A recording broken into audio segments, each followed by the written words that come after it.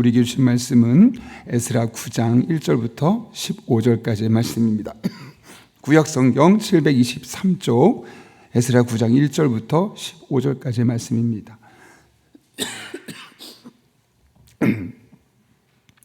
우리 하나님의 말씀을 다 같이 한 목소리로 봉독하겠습니다.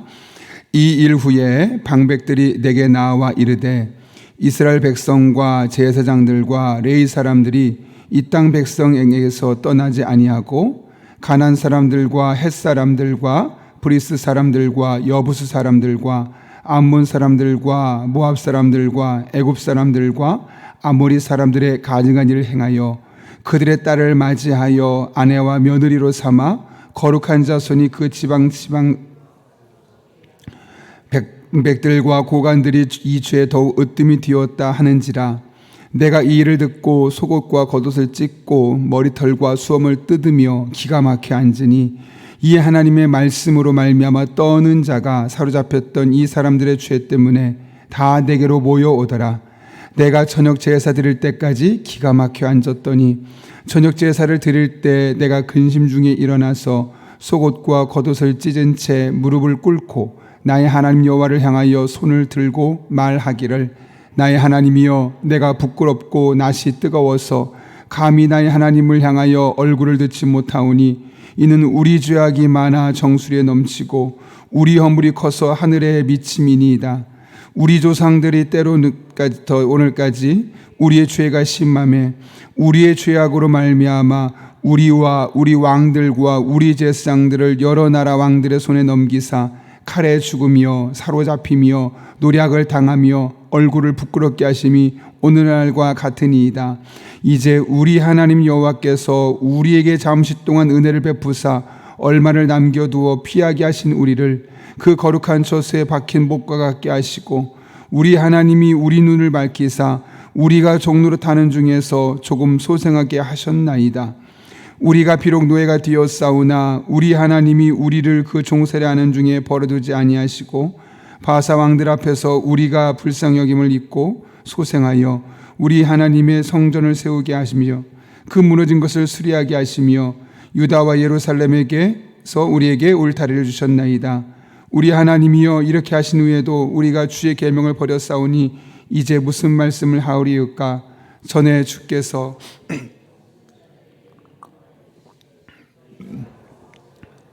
더러운 땅이니 이방 백성들이 더럽고 가증한 일을 행하여 이 끝에서 저 끝까지 그 더러움으로 채웠음이라. 그런즉 너희 여자들을 그들의 아들들에게 주지 말고 그들의 딸들을 너희 아들들을 위하여 데려오지 말며 그들을 위하여 평화와 행복을 영원히 구하지 말라. 그리하면 너희가 왕성하여 그 땅의 아름다운 것을 먹으며 그 땅을 자손에게 물려주어 영원한 유산으로 물려주게 되리라 하셨나이다.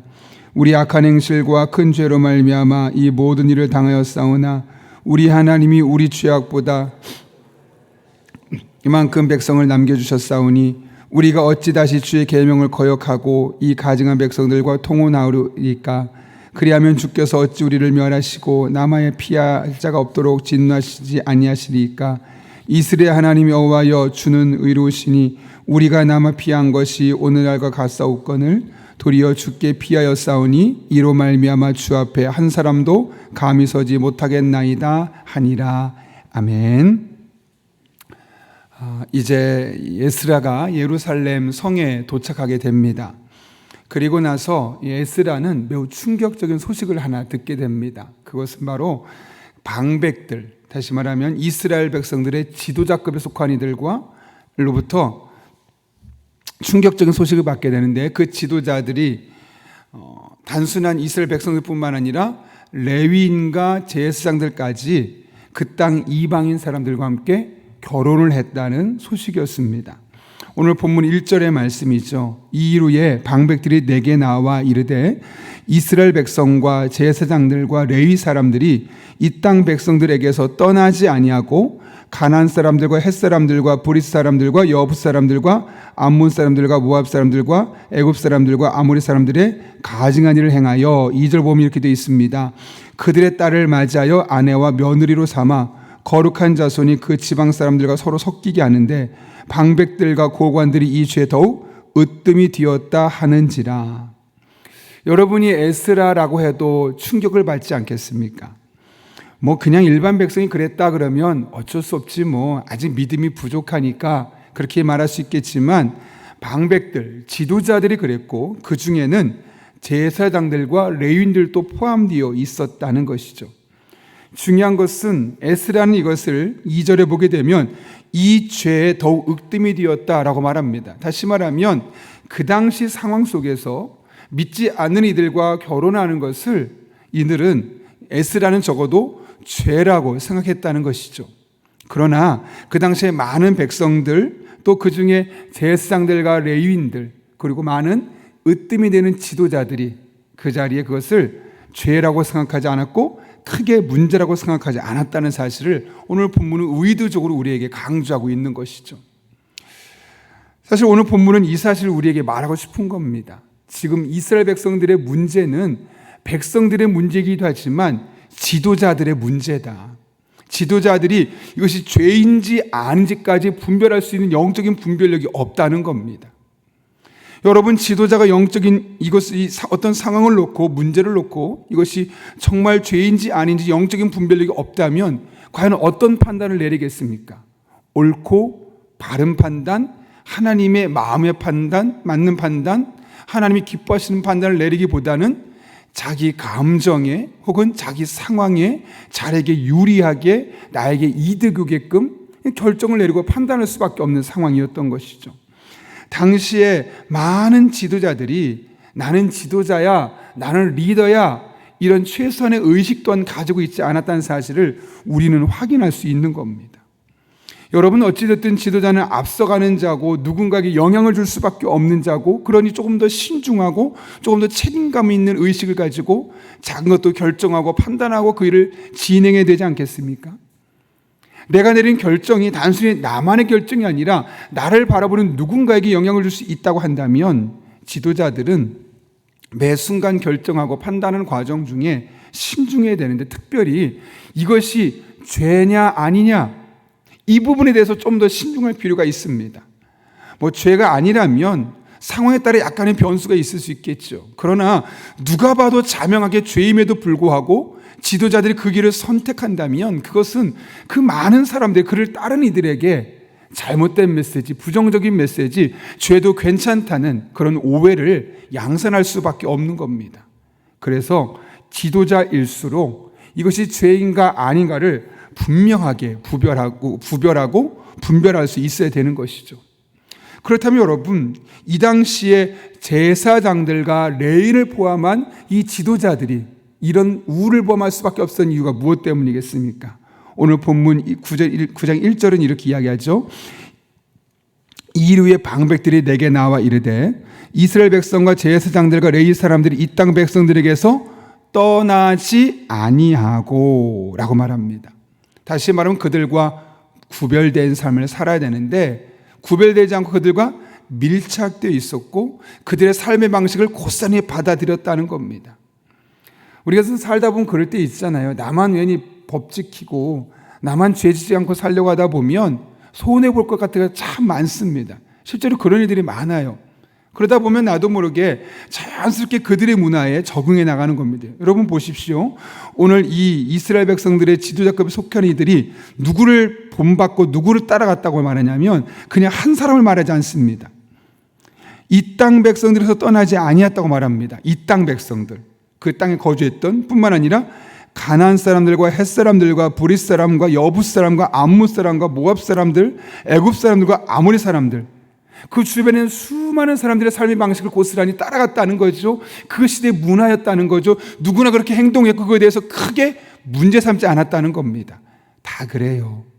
원래 그 이 시대의 풍습입니다. 너무 튀지 마세요. 이것이 그 당시의 분위기였던 것이죠. 그래서 그들이 그 자리를 떠나야 되는데 떠나지 않고 그들과 함께 머물러 있었던 것이, 그들과 함께 시간을 보내고 그들의 사고방식에 녹아든 것이 가장 큰 문제였고, 그것이 바로 죄냐 아니냐를 판별하는 상황 속에서 죄에 물들어갈 수밖에 없는, 죄에 동화될 수밖에 없는 그런 상황이었음을 오늘 본문은 우리에게 말씀하고 있는 겁니다. 그런데 또 한 가지 차이점이 있습니다. 첫 번째는 그들을 떠나지 않아서 죄와 아닌 것을 분별할 수 있는 이 영적인 분별력이 무뎌졌기 때문이고, 두 번째로는 바로 하나님의 말씀을 인한 떨림, 찔림이 그들의 마음속에 사라졌기 때문에 그렇습니다. 여러분, 이 사실을 듣고 나서 에스라가 어떤 반응을 보입니까? 오늘 본문 3절 보면 같이 한번 읽겠습니다. 시작. 내가 이 일을 듣고 속옷과 겉옷을 찢고 머리털과 수염을 뜯으며 기가 막혀 앉으니. 저는 이 기가 막혀 앉은 이 단어만 보니까 이 에스라의 마음이 너무 절절하게 느껴져요. 야, 어떻게 이럴 수 있지? 아니, 이스라엘 백성 그러면 그럴 수 있겠는데 어떻게 지도자들이, 어떻게 레위인이, 어떻게 제사장이, 어떻게 목사가, 어떻게 리더가, 어떻게 교회 직분자가 어떻게 이렇게 판단할 수 있지? 자, 기가 막힌다. 이런 마음 아니겠습니까? 그런데 그것을 단순히 기가 막혀 앉아있는 것이 아니라 속옷과 겉옷을 찢고 머리털과 수염을 찢으면 이건 뭐냐면 통곡하고 정말 가슴을 뜯는 거예요. 원통한 거예요. 화가 나는 거예요. 그리고 하나님 앞에 회개하는 마음으로 다가서는 거예요. 하나님, 우리가 어떻게 해서 여기까지 왔습니까? 여기까지는 아닌 거 아닙니까? 정말 우리가 어떻게 여기까지 오게 된 겁니까? 이런 하나님 앞에 너무나 처절한 그 마음, 이 에스라의 마음이 보이지 않습니까? 그때 에스라가 5절, 4절 끝부분에 보면 내가 저녁 제사 드릴 때까지 기가 막히게 앉아있었다고 그러거든요. 그런데 에스라만 이런 마음을 먹었던 것이 아니에요. 그 에스라에게 그 소식을 들었던 사람들이 찾아왔거든요. 그럼 그 사람들은 도대체 누구였느냐? 어떤 사람들이었느냐? 우리 4절 말씀 같이 읽겠습니다. 시작. 이에 이스라엘의 하나님의 말씀으로 말미암아 떠는 자가 사로잡혔던 이 사람들의 죄 때문에 다 내게로 모여오더라. 내가 저녁 제사 드릴 때까지 기가 막혀 앉았더니. 어떤 사람들이 에스라와 같은 마음으로 모이게 되었다고요? 하나님의 말씀으로 말미암아 떠는 자, 하나님의 말씀에 그 마음이 반응하는 자.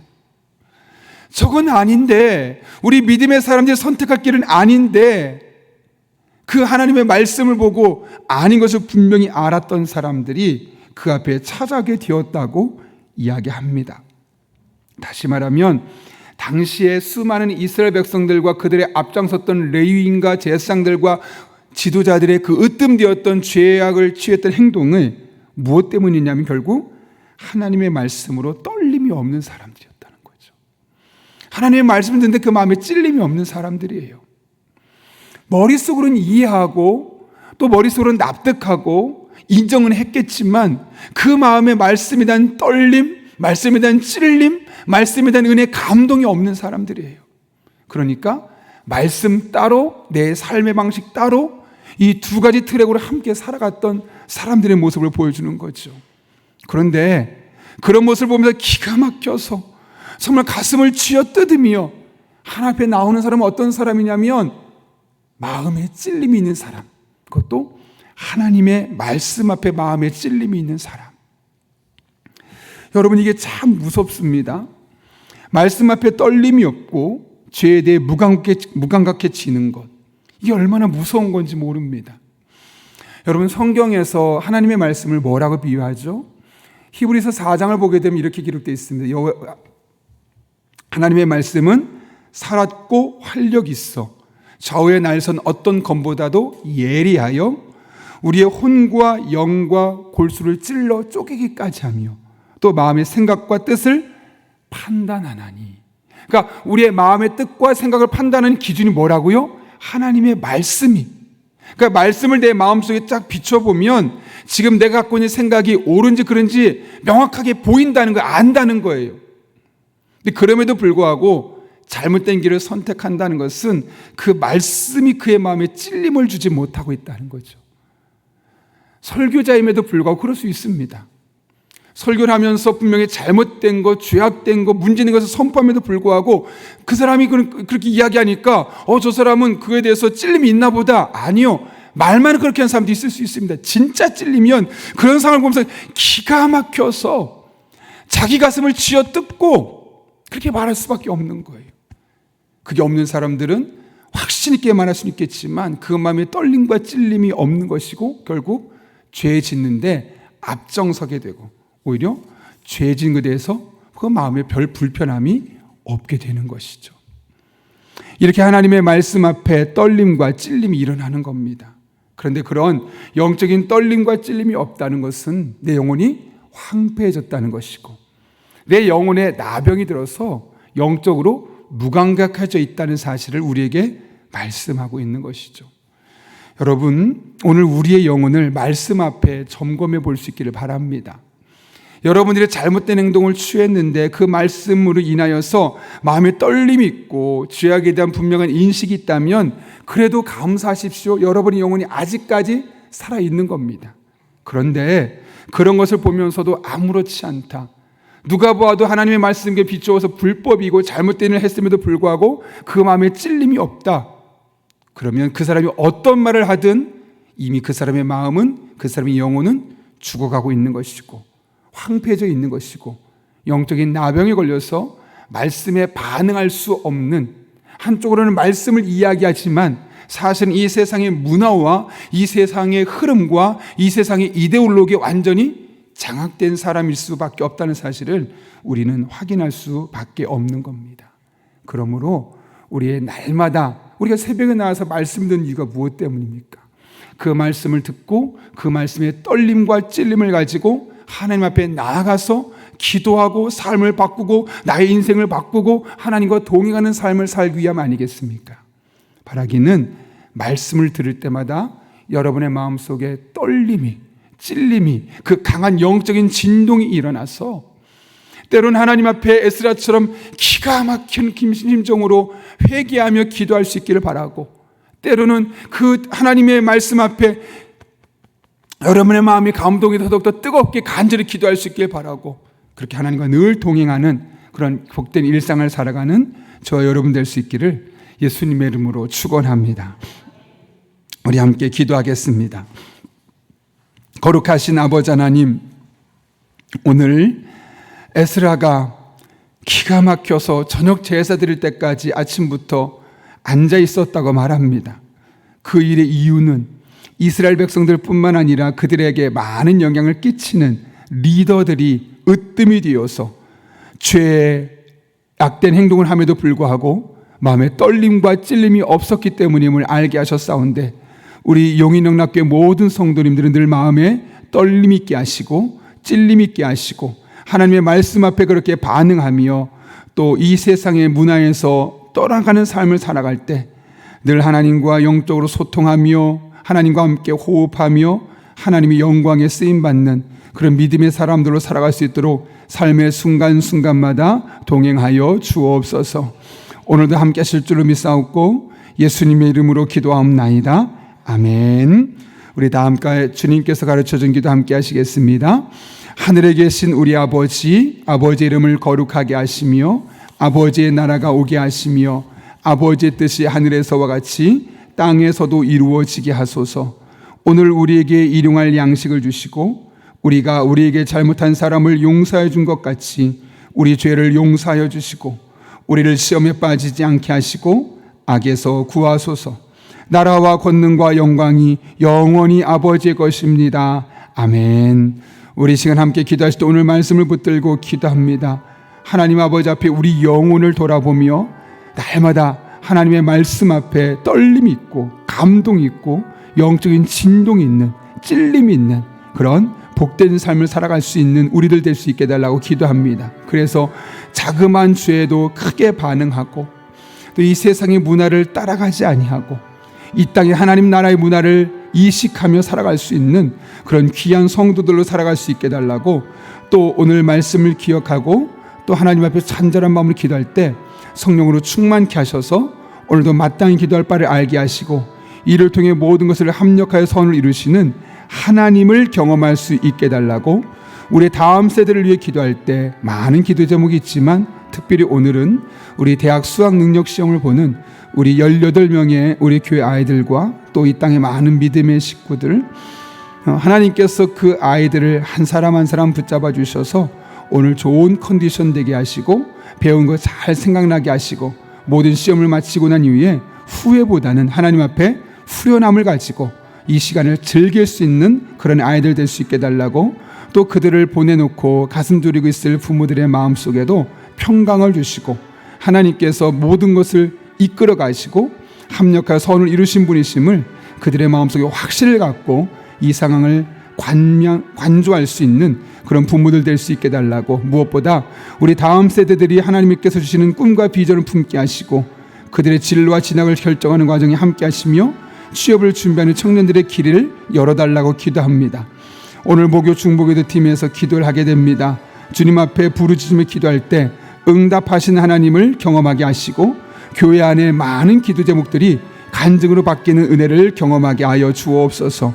오늘은 특별히 이와 같은 기도 제목 놓고 기도하되 수험생들과 그 부모들을 위해서 우리가 조금 더 시간을 할애해서 간절한 마음으로 기도하도록 하겠습니다. 함께 기도합니다. 거룩하신 아버지 하나님, 오늘 우리를 불러주신 은혜를 감사를 드립니다. 하나님을 바라보며 하나님을 찬양하며 하나님으로 의지하며 온전한 마음으로 기도하며 나아가오니 이 새벽에 기도하는 우리 한 사람 한 사람을 어루만져 주시고 하나님의 은혜로, 하나님의 능력으로, 하나님의 지혜로 충만케 하시고 특별한 의 말씀에 찔림으로 떨림으로 영적인 진동으로 반응할 수 있는 우리 믿음의 사람들 되게 하여 주옵소서. 그 말씀 한 구절 구절이, 말씀 한 단어 하나하나가 우리들의 마음속에 떨림으로 다가오게 도와주시고 그 말씀에 적극적으로 반응할 때 우리 성도들의 삶 가운데 말씀